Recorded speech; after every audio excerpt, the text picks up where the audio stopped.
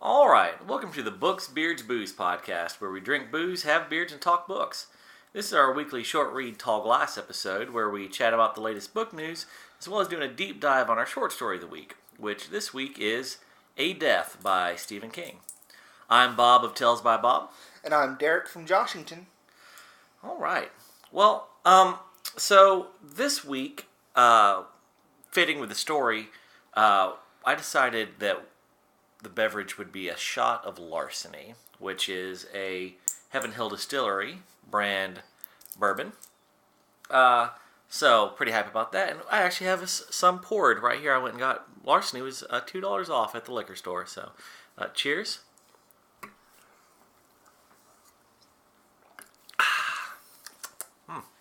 Yep, that dog will hunt. All right. So obviously, I'm going to be drinking larceny. Derek, what are you sipping on over there? Well, I took that larceny shot. Now you're going to chase it with? And now I'm going to chase it with some more whiskey. Recently I went to the ABC store and started looking at the different types of whiskey they had available. And I decided I wanted to try some local stuff. So when I searched for whiskey from Alabama, the thing that popped up was Clyde May's whiskeys, which is like, I think it's from Conecuh Ridge. Oh, okay, yeah. Or whatever it's called. Anyways, which is apparently has been legislated as Alabama's official spirit. So it's like, oh, cool. Well, if they have that, I'll buy it. And then I went by there today, and they had it, so I bought a... There's something about Conecuh Ridge. I'm trying to think. Like, there was something like... It was like grandfathered in. Like, they were the only... moonshine. Yeah, it was something like that. They were, like, somehow, like, grandfathered in on, like, liquor laws. Mm-hmm. That's why they were, like, the first. Now there's more, but they were, like, the first in the modern era, I believe. So that's what I'm going to try. In fact, I will now try it and let you know how it is. Yeah. For those at home, he took a sip of whiskey. How is it? Good. I'll try. I know this makes for absolutely thrilling radio, but yeah, that's good. I like it. Yeah, that's I like good. it a lot. Yeah, I could fuck with that. So all yes, right. I 100% approve of Alabama's whiskey. Yeah.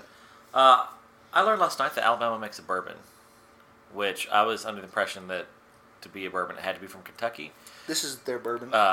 But I learned that that's in fact not the case. Mm-hmm. That there's still a ton of rules, but the location is not one of them, which I thought it was. I thought it was too. Yeah, but apparently not. So I'm going to be looking into that. I tend to have preferences on bourbons, like if it generally is what I like. All right, so let's dive into our news. What I got a few things. I'll start us off. Here's a short one in book news. The Allstate Foundation, which is like Allstate Insurance, they donated $400,000 to replace books at 4 Houston elementary schools.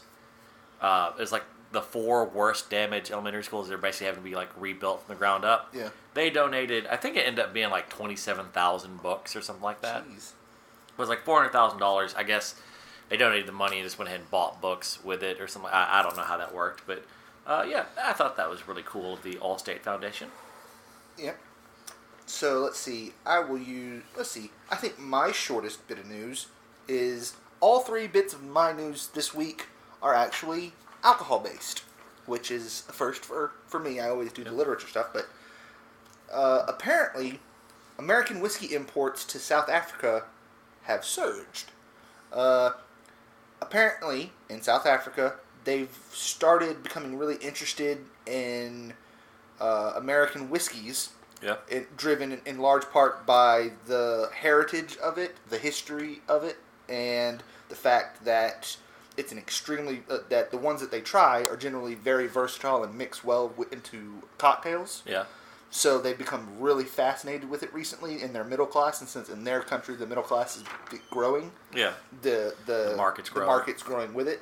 It grew 17% between 2016 and 2017, so that's pretty cool. And the key export drivers of the U.S. spirits are Tennessee whiskey and bourbon, specifically premium and super premiums. Huh. Which I thought was really pretty interesting. That's good because basically due to tariffs, it looks like no one is going to be buying That's my American next point. whiskey. Yeah. So, Did you write anything about that? No, I just. You want me to go ahead and go into Yeah, my you next can go one? ahead. Since that's actually one of my other ones, is that let's see, boutique whiskey makers fret over how hard the EU tariffs will bite. For those who don't know, there's a general trade war going on between us, the U.S. specifically, and the EU. I think. Well, I mean, other places too. Yeah, basically everyone, especially our closest allies, because that's how you do things these days. Is you start trade wars with your allies, because that's smart, real smart. I'm not better. So, anyways, because of the tariffs, smaller companies are concerned about the hikes in prices. Bigger companies like Jack Daniel's distilleries and stuff like that are pretty confident that their name brand will carry them through because the 25% tariff is going to translate into roughly a 10% sales hike in prices. And for Jack Daniel's and things like that, they're pretty confident that they can ride that out pretty easily. Yeah. The problem is a lot of smaller whiskey companies have been trying to expand into Europe recently. And the ones that have are being hit with this and they're not entirely sure how it's going to affect them yet. Yeah. They don't know if the novelty of it being an American whiskey will translate to their consumers, whether or not they'll be able to ride it out, the small price hike. Because, I mean, it is 10%, so it's noticeable. No. If the tariff is 25%, Jack Daniel's is eating 15% of that. They're doing a 10% price increase, but to help defray the cost. I mean, these other places aren't going to be able to eat that cost like that is the deal. Like, no, that's from the way the article read. That's not the way it works. If they increase, if the EU does a 25% tax on it, and Jack Daniel's only increases their price by 10%, they're not increasing it. The people on the other side of the ocean are increasing their prices by 10%. They specifically said that it would be a 10% consumer hike. That would be the adjustment, but it wouldn't be an adjustment because later in the article they specifically say that Buffalo Trace from Kentucky, they don't want that to be a problem, so they're actually lowering their price by that 10% so that their prices overseas stay the same. Okay. Yeah, but anyways, they're concerned that they're not going to be able to ride it out the way Jack Daniel's and stuff like that. So people that have been putting money, I think, let's see if I wrote it down. Anyways, a couple of boutique whiskeys had gone through the trouble of spending about $100,000 getting the market ready for them to start producing more over there. And it didn't really, and now it's looking like it's going to be a problem. Yeah. But they're just going to try and tread water, hopefully that this will settle itself out quickly, and if it doesn't, then they're going to have to readdress the whole system, what they're looking at. But here's the big problem. Like the big idiocy with this is American liquors like this are on a real uptick in the world. Like whiskey is, like dark liquor is huge uptick in the world, like getting very, very popular. And if American whiskeys get priced out, people are just going to go to other places, and these other companies are going to become more established, get more of a market share, and the U.S. whiskey brands may never fully recover. Yeah. Like, I mean, they'll be fine here in the U.S., but the worldwide, I mean, you already look at these companies like Japan that are already so popular that they're having to ramp up to meet demand. Mm-hmm. Like, obviously they just want whiskey, and they want good whiskey, but if they can get good Japanese whiskey for cheaper than good American whiskey, they're going to get the good Japanese whiskey. Like, there'll be some people, of course, who just, I want to have Jack, but that's going to be an increasingly smaller amount of people. So, this is so stupid. God, this is so stupid. In a bit of news I have, this is beard news. The Community Beard Championship Foundation is doing their inaugural Bearded Open to raise scholarship money for homeless teens. The Community Beard Championship Foundation is a group that they they start out doing like a beard competition to raise money, and it's grown more and more and more over, like, it's a pretty new organization. I think it's like maybe 2 years old, and it just keeps growing and growing and growing. And it's in Oklahoma.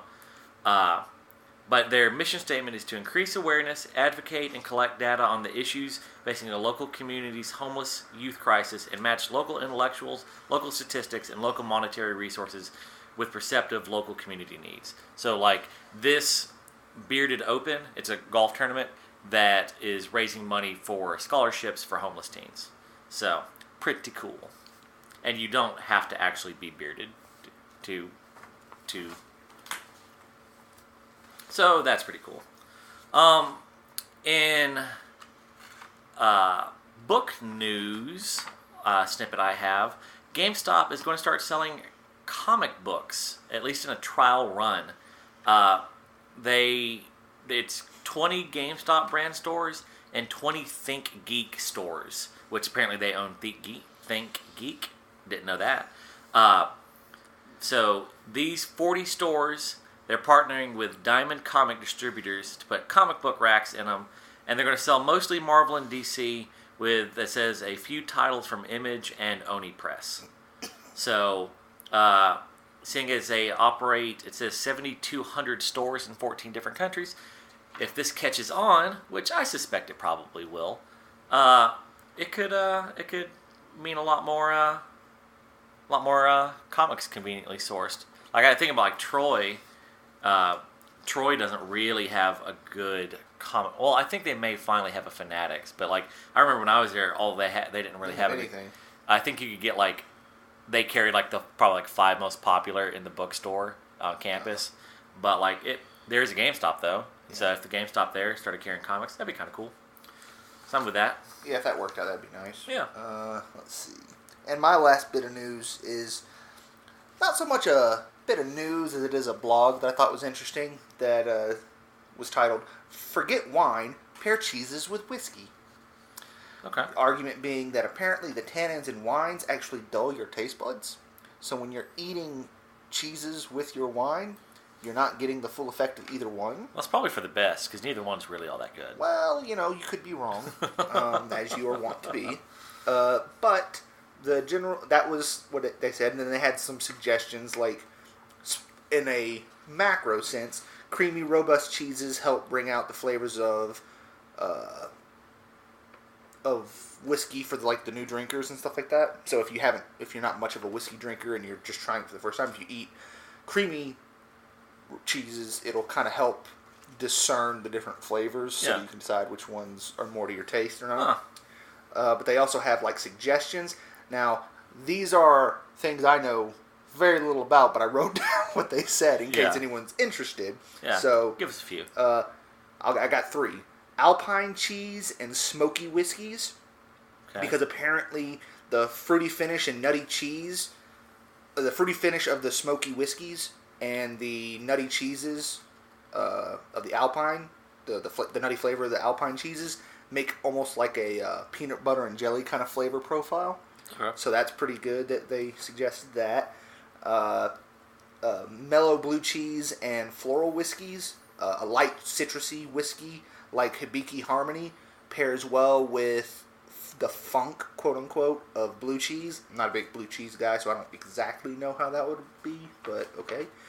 And then mild, pungent, soft cheeses and spice nutty whiskeys. So mild, pungent cheeses and whiskeys that have a vanilla or spice notes go really well together because they offset and enhance each of the flavors. So those are the suggestions they had. It was a blog post written by a person named Zoe Bjornson. So that was pretty cool. I thought it was interesting. It's something I kind of want to try, but they kept mentioning types of cheeses that I wouldn't even know where to buy. Yeah. And I'm interested in cheese, but I ain't that interested. Yeah, I'm not really a cheese guy. So, but I'd be down to try it if someone had a cheese platter. I almost with had whiskeys. one sitting here when you got here today, but I didn't know where to find some of them, so I was like, fuck. Yeah. This was kind of neat. Some archivists in Denmark, at the University of Southern Denmark, were were investigating some books in their collection, like really old books. So apparently, in medieval, like it was pretty common back in the day that there was a recycling process where European bookbinders took like manuscript fragments and like basically like kind of crammed them in the bindings to strengthen the base of the books. So for archivists, they find these old books and they basically go in there and try and pull these fragments out because they can be really old and really valuable. So they were doing that. They were looking for some, old hidden text inside these covers. Turns out the covers were poisonous.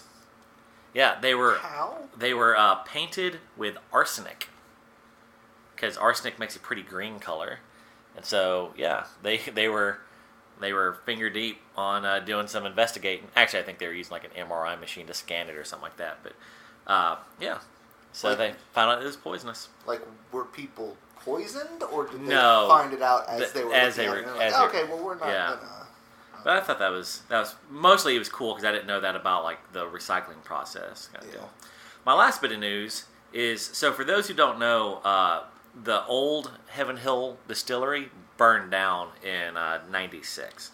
I think you could see like the fireball like 100 miles away. It was like a 750-foot fireball. Like the place got struck by lightning. It was crazy. Well, only 41 barrels survived. I think that's what it's saying. Yeah, like I don't know if only 41 barrels like survived and passed the taste testing, and they have bottled them up in a 750 milliliter bottle. It's 27-year-old barrel-proof small batch Kentucky straight bourbon whiskey. It's going to ship in late fall of 2018. They're only doing, I think, 3,000 bottles of it. Jesus. But it comes like a custom wooden box, magnetic closure. How much? $3.99 a bottle. Handwritten bottle numbers, distiller tasting notes, all sorts of stuff. One-time release.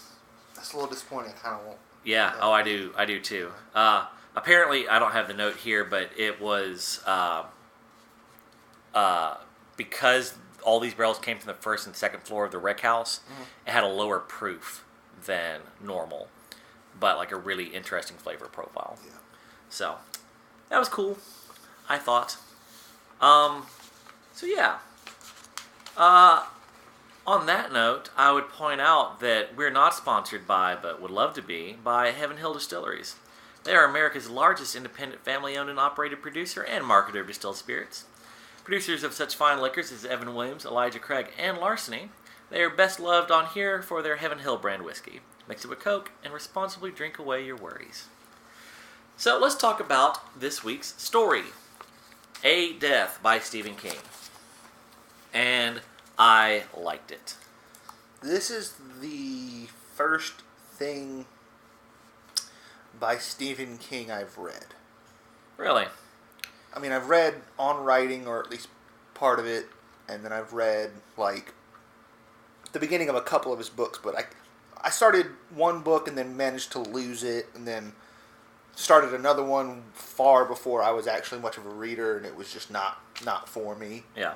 So I've never really read anything he's written. This is the first time. And This is not, I would say, not super indicative. Yeah, I mean, I liked this. Yeah. But I just liked it. It's an interesting thing for us to talk about because it's not the kind of style that I would think I like, except the fact that he did it very well, so I did. Yeah.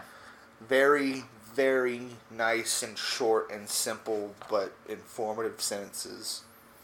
And I liked that.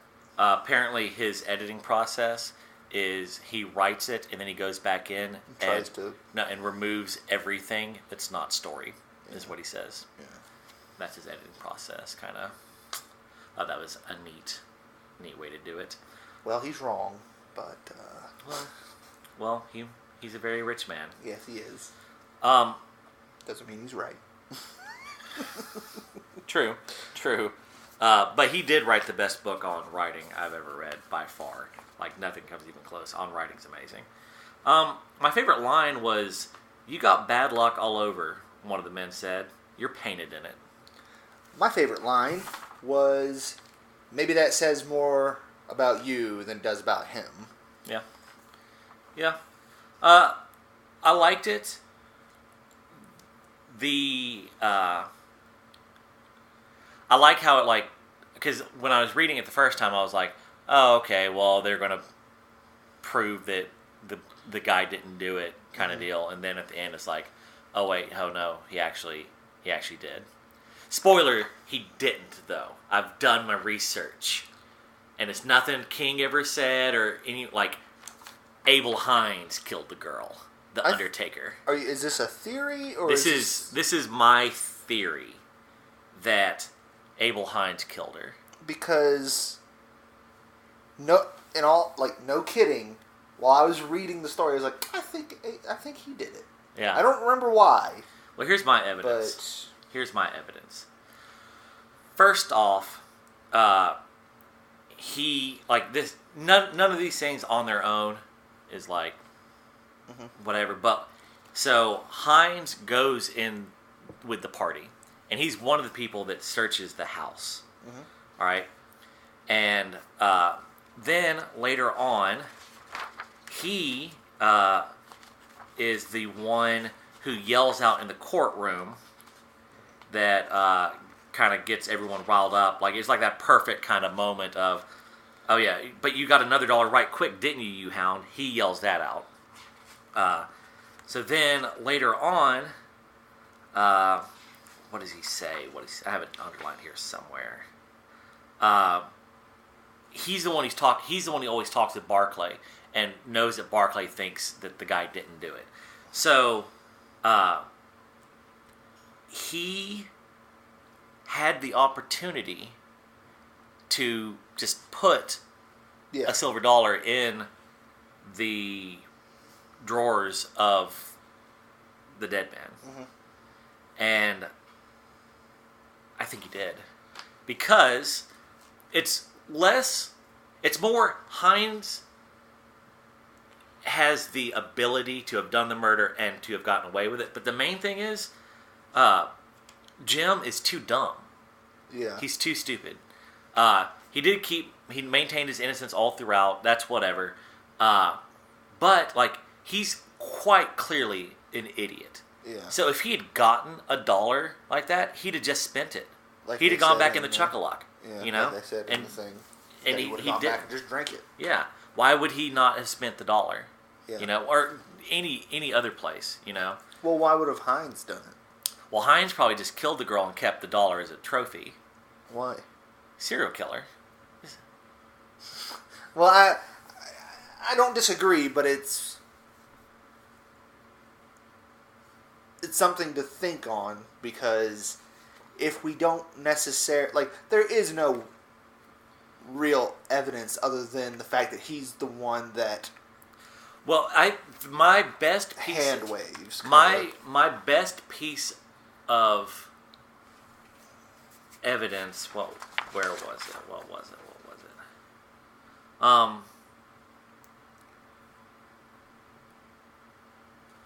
I can't even find it now. Oh well. But no, I really think Abel Hines did it. I thought he did, but it was one of those things where I was reading it and I was like, I don't think this guy's the one that did it. Who do I think did it? And by reading the story, I was like, it had to be somebody with a name. Oh, it had to be a significant character. So he was kind of who I landed on. I forget exactly why. Yeah. But My evidence was basically $50 is real big to be swallowing and pooping out all the time. That's it. It's a bit much. It's a bit much. An old $50 like that, they're pretty sizable. I'm not saying it's not impossible, but what if that's what made old dude freak out about the fact that he was going to have steak and stuff in his stomach when he died. Because, he kind of lost it there. He did. There's that. But why would he care at that point, really? I mean, he'd be dead, But that because he's not smart. That is true. And maybe that's why he wanted the beer, is to help kind of flush his system out so he could get it out before he died. Maybe. I don't know. I like to think that Hines did it, though. Yeah, I think it was his... He had already committed 56 murders before this. That's the way you like to look at it? Yeah. Because this was Hines' 57th. Get out of my house. No,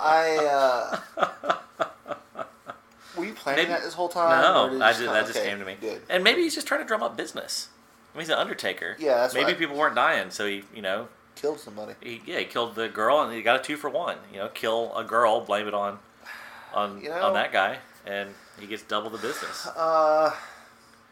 One of my problems with it is if he had actually what was the guy that died's name? Jim Truesdell. Yeah, if Jim had done it, we were given nothing to see that would prove it, other than people saying things because anytime he spoke, we were never given any kind of any emotion, any physical appearance, or nothing from him. So all we had was what he said, but he did seem real dumb. Yeah. But I think because even when he had a chance, he was so dumb, he could have made something up, and he's like, who was in the Chuckaluck while you were there? And he could have been like, oh, well, Albert Hines was in there, and then be like, oh, well, maybe I need to look into this, or something like that. But he was like, oh, I can't even remember if I had my hat on. There's your chance, man, because you need someone to have stolen your hat for your alibi. Yeah. So I don't know. It's good. It's good. I thought it was good. I liked the writing. There was something I noticed. The color black popped up a ton in this story. Well, yeah. It's the Black Hills Pioneer is the magazine he's reading. Truesdell looked up at the black November sky. He has a black marble as his lucky marble. He gets called a black liar.